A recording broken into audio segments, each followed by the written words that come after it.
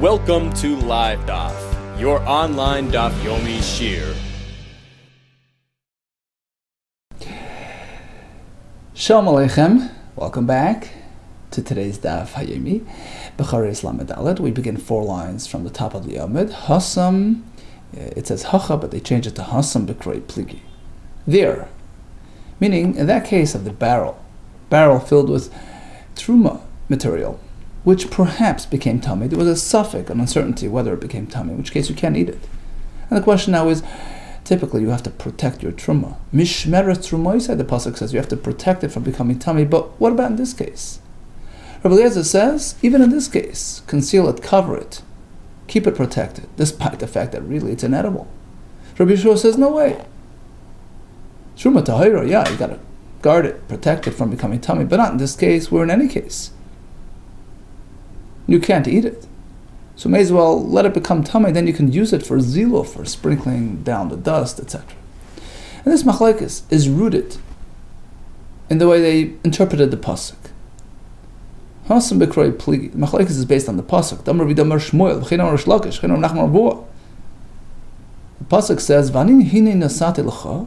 Hashem says, "I gave you, Aaron HaKohen and the Kohanim, es mishmeret tzmoroisai." They're meant to guard their truma. Now it's read trumoisai, plural. Several variations of truma, but it's spelled without the second vav, so it could be, in terms of its spelling, it appears like it's singular, trumasi, instead of trumoisai. The question is, what do we dwell on? Do we dwell on the pronunciation, in which case it's referring to 2 different types, or the way it's spelled, in which case it's referring to a single version of truma only? Rabbi Eliezer Savar, plural, Bishtei Trumois HaKosher Medaber, because according to him, we focus on the mikra, the pronunciation, referring to 2 types. Achas Truma Tahira, Achas Truma Taluya. Whether it's Tahir, it has to be guarded, even Taluya. It's in limbo, still guarded, to ensure, V'amar Achman Torah is instructing us, Avid Loshima, guard it, so that it doesn't become really tummy. Rabbi Shua Trumasi Ksiv.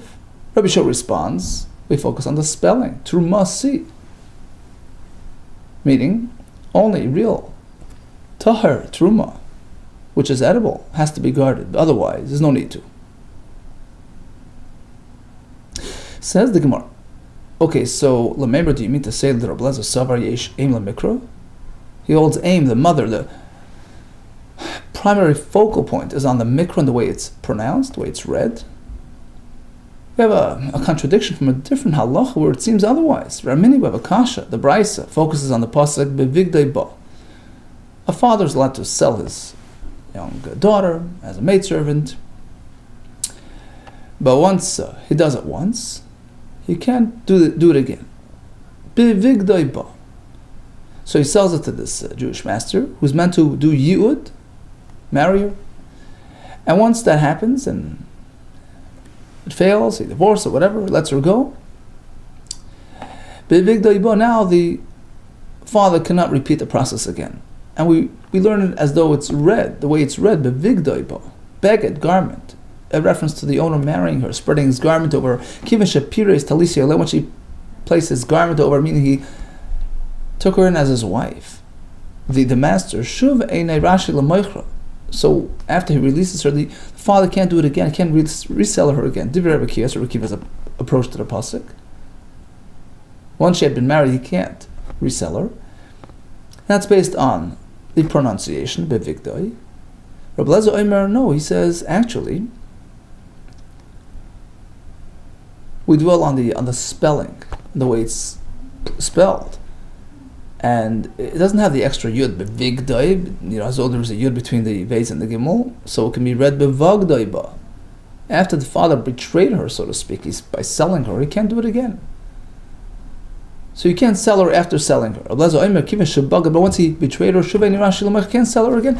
So basically, Rabbi Eliezer is focusing on the spelling, as opposed to the pronunciation, which he seems to be focusing on in our discussion, Trumoisai. He writes, says the Gemara, according to Rabbi Eliezer, it's about the spelling. So back to our story with the barrel. What's the machlekes about? Ella hacha baka miflagi. Rather, over here it's based on logic, on svara. Rabbi Shua, who says, let the barrel go, don't have to guard it. Savar, he holds haruya lach shmur. When the Torah says guard, it's something which is suitable for your consumption, something which is tahar. Guard it, make sure it stays that way. But v'she'enu haruya lach, if it's not suitable anyways, because it may have become tamei, loy tishma, there's no need to watch it. Rabbi Lezer, he responds, no, hanami ru'yahi. Even if there's a suffix of tumah, it's still technically usable. Why? Guess who's coming? Eliyahu Navi is coming soon. Shema Yavel Yo Vitarena. He'll come and he'll deem it to be tahar. He'll confirm that it was never really tamei. So you have no right to disregard it and be negligent on it. So it's based on svaras. Okay, now back to the Mishnah. We had a bechor in a precarious state of health. He needed some quick bloodletting. According to Rabbi Shimon, no issue. You can prick him even if it generates a mum, because it's unintended, you're trying to save the animal. Amr Rabbi Shmuel, that's the halacha. Halacha Rabbi Shimon. Maskefla Rav Nachman Yitzchak had a question on this psak. Hi Rabbi Shimon, who's Rabbi Shimon? Elon Rabbi Shimon de Mesnisen is going back on the Mishnah. You see in the Mishnah, Rabbi Shimon says, you can prick him even if it causes a mum because it's unintended. In the Brisa he adds that actually, furthermore, you can take that bukhar now shechted. The fact that it has a mum, irrespective of the origin of the mum, who caused the mum. So it's a 1-2 step process here. According to Reb Shimon in the Mishnah, you can do the mum. According to Reb Shimon in the Brisa, you can actually proceed and shecht it based on this mum. So which Reb Shimon did he paskin like? Elon Reb Shimon de Masnisen, who allows us to make the mum, because it's davar she'enim eskam, it's an unintended consequence. That's old news. Hanhashta leishminan Shmuel. Did Shmuel never tell us up until today that in fact davar she'ein meskaven is mutter?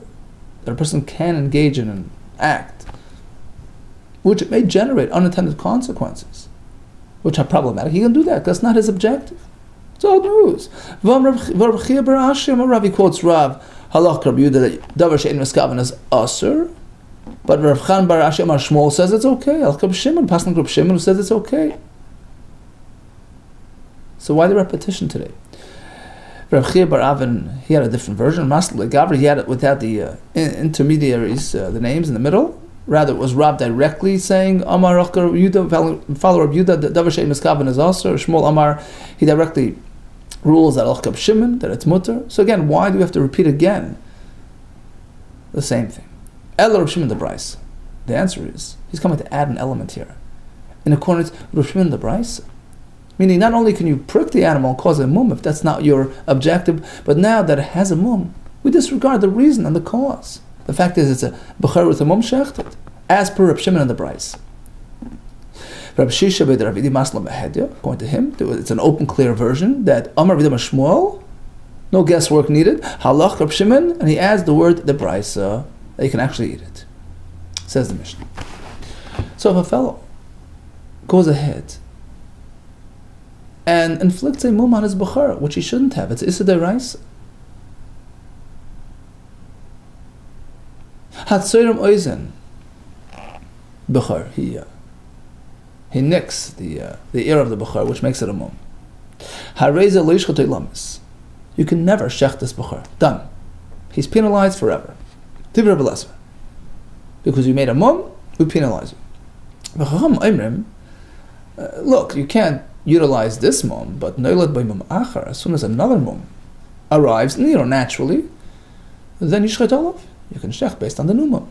Okay, so the kohen who has the bechor, who as we're going to see in the Gemara later, many were suspected of manipulating the mum on their bechor, to relieve themselves of the of the burden of having to care for this animal forever and ever until it gets a mum. I mean, talking about nowadays, there's no other alternative. You can't bring it to the mikdash. So we have to be very careful. We try to discourage it at all costs. Don't play games, and if you do, you're in trouble. According to Rabbi Lezer, you can't shecht it forever. Ask the Gemara, is it true that Rabbi Lezer bans it for being used forever? That's a very severe penalty. We have a kasha from a Brisa which discusses a similar phenomenon where a person was accused of foul play And he was penalized, but not to this extent. A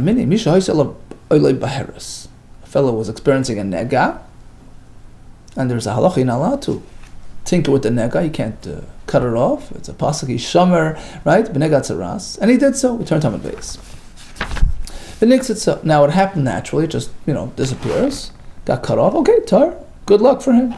But katzitza, bim, skaven, if he removed it intentionally, he committed an isser in doing so, or Blezer, Eimer. Blezer says, look, it's not going to help you much. You have to wait for a new nega to show up. When he generates a new nega, then he'll become tummy from the first one. Okay, we'll see later exactly how this works. So he penalize you. You can't bank on this transgression. You have to wait for a new one to come, and that will take care of it. No way. We penalize you forever. Until you get a new one and it spreads throughout the entire body, which is a siman of tahara, Rashi brings, right? It says, the whole person from head to toe. Then inevitably the first one would have been covered. It would have made everything tar. Or alternatively, if the nega before you clipped it off shrunk smaller than the size of a gris of a bean, then it's okay. So basically, according to Rabbanon, we apply a very severe permanent knas. There's no way to get out of it. You think you clipped it off and got rid of it? No way, you're stuck forever unless something drastic happens. The entire body becomes white, so it covers everything, tahar. Or if it happens to be that the one that you clipped off had shrunk to smaller than a gris, okay, but according to Rabbi Lezer, it's a limited penalty. You have to wait for a new one to show up, and that will address both. So we have a double contradiction. Here, Rabbi Lezer says limited, whereas in our Mishnah he says permanent. Ban on your bechor because you played with you made a mum. Answers the Gemara, Rav Yosef, they both explained. Let us resolve Rabbi Lezer first. Rabbi Lezer penalizes very severely when it pertains to a person's property. Rashi explains, look, the fellow's figuring, I have nothing to lose. He has a bechor, unblemished. I'm stuck with it until it gets a mum. Let me play games. Let me try my luck. I'll nick the ear, hoping Chachamim will buy it, and I'll get off the hook quick. At worst case, they won't buy it. I'll have to wait for the proper room to show, which I would have had to wait anyways. I'm not losing anything. I only have what to gain. So there, we come down hard and we say, you know what? You played with it, it's usher forever. To discourage this type of foul play. But begufoi, leikonis. But in the nega, where it pertains to a person's body, there's no reason. A person would not be tempted to do this because there he has much to lose. Look, he has a nega today. He better behave, because if he plays with it and they catch him on it and they require him to wait for a new, who says a new nega will ever show up? He'll be stuck forever. So he's not going to play games. And the Gemara explains, regarding his behema, ikal memar, there's room to suspect the asi lam ebed. He might risk doing the mum because he has nothing to lose. In any case, he would have to wait for the mum to happen. So, but Gufa, regarding his own body, he has a lot to lose. He's going to get stuck with in a state of tumah forever. Why would he attempt it? So that resolves Rabbi Lezer's disparity. Here, we come down harder, but by the Guf, there's no need. Amar Rava. Okay, you resolved one half of the equation. To Rabbi Lezer kasha. So you had a problem with the two Rabbi Lezers and you resolved it. To Rabbi kasha, you didn't have to resolve the Rabbanon's contradiction. What about that contradiction? Elo, you're right. Rabbi Lezer kasha. Rabbi Lezer can be resolved. Kashanin, as we explained. Regarding the apparent contradiction between the two Rabbanons, they also can be resolved as follows. The Chacham were consistent in the way they applied their penalties. They undid what you did. They addressed your foul play. Here, they penalized him directly on what he did. They reversed what he did. And likewise, in the other situation, they did the same. They reversed what you did. So back to Bechor. They penalized him with respect to what he did. How was he trying to permit the bechor by making this mum. Okay, so they deleted it. They reversed it, as though it never happened. B'haimuma kansur Rabban. Rabban reversed it. They applied a knas to this mum. The b'haimuma lilishra, you can't use this mum as a green light. Likewise, when it comes to the nega, they undid what you did. They penalized him with respect to what he did. It's direct response to his prohibited act. He tried to retire himself through removing the nega, through chopping off the beheras. Okay. They penalized him on that ketzitza, on that transgressive act. Very consistent in the way they apply their penalty. You try to make a mum on your bechor, it's as though it never happened. Okay, so you have to wait for a new mum to show up. You removed your nega to make yourself tahor. You're already tameh. You try to remove the nega, you stay tameh until further notice. Okay, so we had a seeming contradiction, a double contradiction by bechor, where the owner inflicted a nega. Rabbi Lezer says asur forever, because he has nothing to lose. We have to discourage him in a very severe way. Whereas by the nega, you wouldn't be so tempted. So there, it's enough to partially penalize him. Rabbanan take a different approach, very direct. We're responding to your transgressive act. You made a mum, we remove the mum, so to speak. So that'll never happen. You have to wait for a new mum. But you were tummy with a nega, you try to make yourself tahor, you stay tummy. Now, according to Rabbi Lezer, the fellow chopped off the nega. He must wait until a new one arrives. The lashon we had was on the second to the top line over there. Yitar, what does that mean? As soon as the new one arrives, automatically he's relieved of the first one. Farshim explained he already has an einish now. He's getting a new nega. So automatically, that's it. He's free of the first. Now, let's realize, in the Torah, of course, he's free. I mean, he has no nega. The whole thing is only the Rabbanon. They apply the knas and the tumah. The Rabbanon. What are the parameters? Until when? What's the timing? As soon as he gets a new one, automatically he's free of the old one? Or do we read it v'yeter mimenu?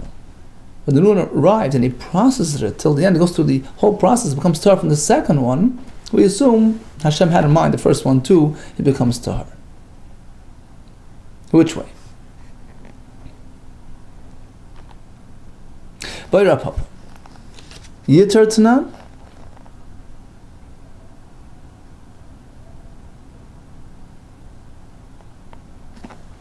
So as soon as he gets the additional new nega, it becomes automatically tahor from the first one, without waiting to go through the whole process of the tahara on the second. It's not needed.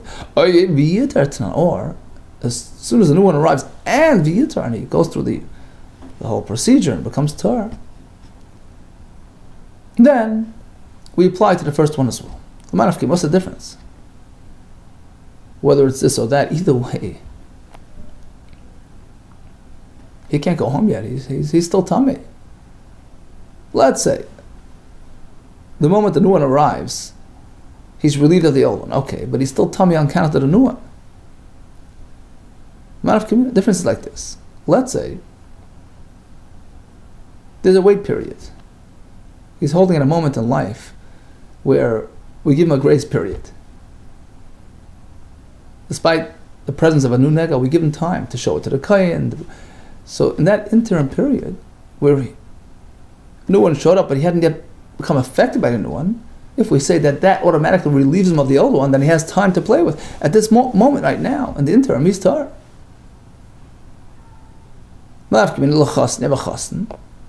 Shnira by nega, he discovered a nega. This nan, we have a halacha in a Mishnah. Chasen shnira by nega. If a nega surfaced on a chasen during his, sheva brachas, we give him a break. Nice and loy. Zayin yom, we give him a 7-day grace period. Loy, whether the nega appeared on this body, or his talis, his cloak, or klususay, and his regular begadim. Likewise, any person during the shalish regalim, if it arrived during the regal, nice and loy, calling me a regal, yes, until the end of Yom Tov. Despite the presence of the nega, it doesn't affect it. Okay, so back to our question. This fellow had a nega, he clipped it off. the Rabbanan is Tamei until the new one arrives. If, as soon as the new arrival shows up, that relieves him of the old status, and now he's relieved of the old one, he's tar.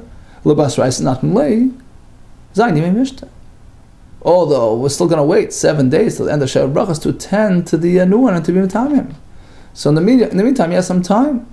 But according to the second approach, that he's only relieved of the first if he processes the second one and becomes tar.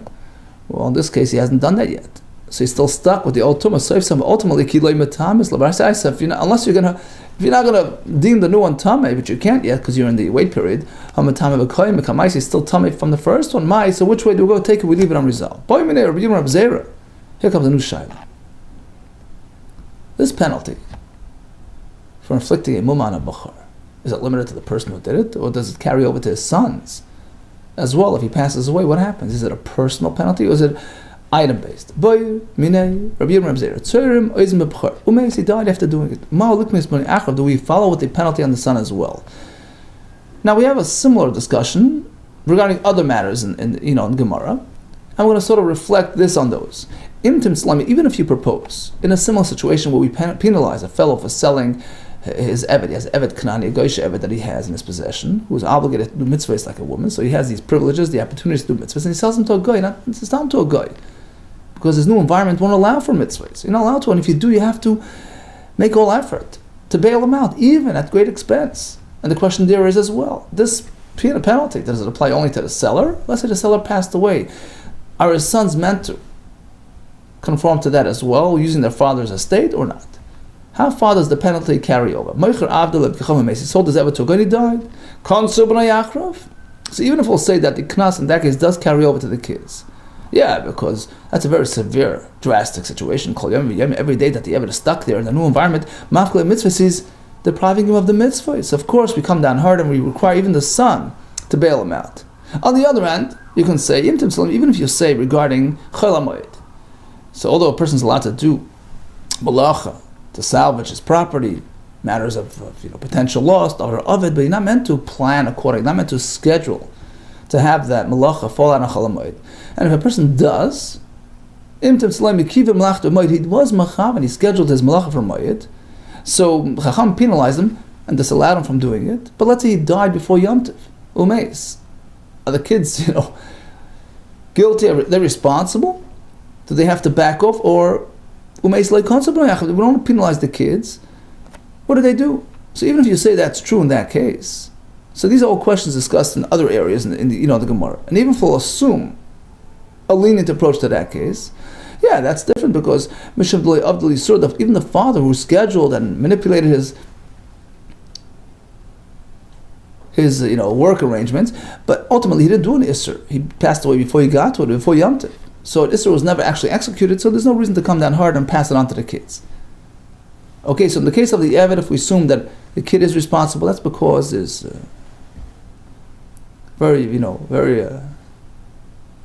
it's a very severe situation. On the other hand, by the chol hamoed, even if we say we don't penalize the kids, that's because there was never isn't done. Back to our story of Bechor. He clipped the Bechor and he died. What about in our case? Shall we say that the Knas Rabban is limited to the father? He's not around, don't worry about it. Or apply the penalty to the actual moment, to the possession, item-based. But you say the fact is the item is still here, and even the kids have to abide by that penalty. Amar Lacy responded, I'll bring you a raya that's limited to the person.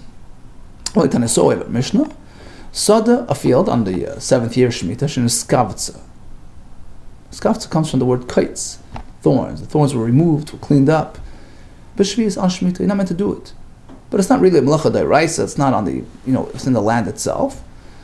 But in this case, even if he did it, Tizar el-Matzoi Shvis, you can plant the field after Shemitah, we don't penalize you. Nitaiva, Nidaira, but if he fertilized it,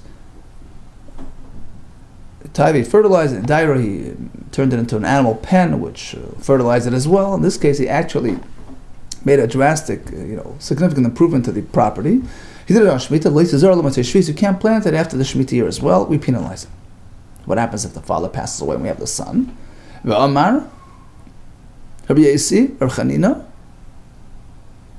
It's only personal to the father. Naktina, we have a Kabbalah tradition from our teachers. Heitivo meis. If the father did this to the field and he passed away, the kids around, he can plant it. Almos, what do we see from here?